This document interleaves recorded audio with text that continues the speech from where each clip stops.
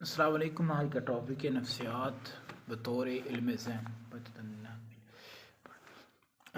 قدیم یونانی ماہرین نے نفسیات کو ذہن کا علم قرار دیا۔ فرد کی نفسیاتی کیفیات، جذبات، احساسات، شعوری لاشعوری اعمال کے مجموعے کو ذہن مائنڈ کہتے ہیں۔ ہمارا دماغ کسی صورتحال کو محسوس کر کے رد عمل پیش کرتا ہے اور وہ ذہن کی بدولت ہوتا ہے۔ یونانی ماہرین نے روح اور ذہن کو مترادف قرار دیا کہ روح اور ذہن ایک چیز ہے، لہذا سقراط، افلاطون اور ارسطو اسی خیال کا حامی کہا جا سکتا ہے۔ افلاطون پلوٹو نے ذہن مائنڈ کا تصور پہلی دفعہ متعارف کروایا۔ ارسطو نے جسم کو ذہن کا فاعل قرار دیا۔ ارسطو نے ذہنی برتری کو تسلیم کیا۔ اس کا کہنا ہے کہ ماحولی اثرات کی وجہ سے ذہنی اعمال پیدا ہوتے ہیں۔ جان لاک نے روح اور ذہن کی ہم آہنگی سے اختلاف کیا۔ نفسیات بطور علم ذہن کا تصور اگرچہ 17ویں صدی تک رائج تھا، مگر جان لاک نے کہا روح ایک مذہبی تصور ہے، ذہن ایک نفسیاتی اصطلاح ہے۔ اس کے مطابق ہر انسان کا ذہنی پیدائشی طور پر صاف شفاف مومی تختی کے مماثل ہوتا ہے، اور اس تصور کو جان لاک نے کا نام دیا۔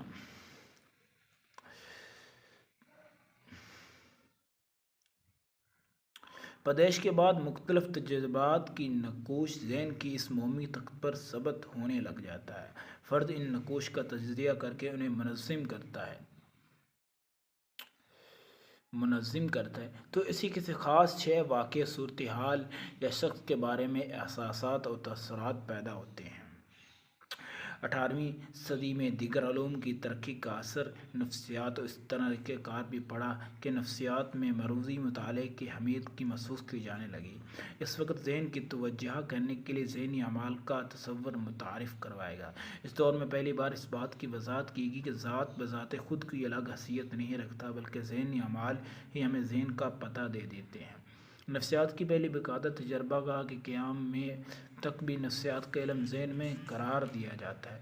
وونٹ اور ٹیچن اس کا تجربہ گاہ اور نئے مکتبہ فکر ساخیت کے بانی تھے۔ وہ دونوں بھی نفسیات کا علم ذہن قرار دے رہے ہیں۔ چلتے ہیں نیکسٹ پیج کی طرف۔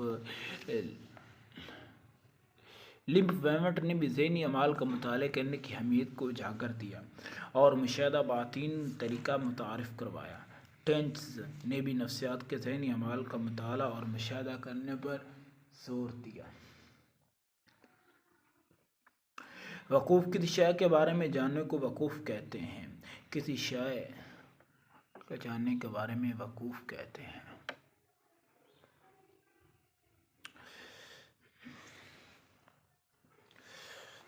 طلب ذہنی عمل کیا ترقی کے پہلو کو حرکی پہلو کو طلب کہا جاتا ہے۔ وہ عمل یا خواہش یا آرزو کے بعد پیدا ہونے والا طلب کہلاتا ہے۔ گویا کسی شے کو حاصل کرنے کی خواہش یا تحریک کو طلب کہا جاتا ہے۔ تاثر، افیکشن، کسی شے یا واقعہ یا صورتحال کے بارے میں پیدا ہونے والے احساس کو تاثر کہا جاتا ہے۔ تاثر دو طرح کا ہو سکتا ہے، مثبت، منفی، یا خوشگوار یا ناگوار۔ ہر ذہن عمل میں یہ تینوں پہلو موجود ہوتے ہیں، لیکن کسی عمل میں کوئی پہلو نمایاں ہوتا ہے، کسی میں کوئی نیز۔ ان تینوں عناصر کی اہمیت اور اہمیت کی ہر فرد کی مختلف ہو سکتی ہے۔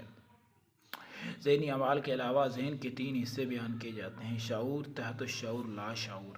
شعور کانشسنس، شعور سے مراد ذہن کا وہ حصہ جو اس سے ہم اس وقت آگاہ ہوں۔ شعور سے مراد وہ فوری آگاہی، وہ تمام کیفیات جن سے ہم اس وقت باخبر ہیں، وہی دراصل شعور ہے۔ تحت الشعور، شعوری کیفیات کا ذخیرہ محدود ہوتا ہے۔ شعور میں کچھ معلومات۔ تو آج کے لیے اتنا کافی، کل کے لیے ہم اللہ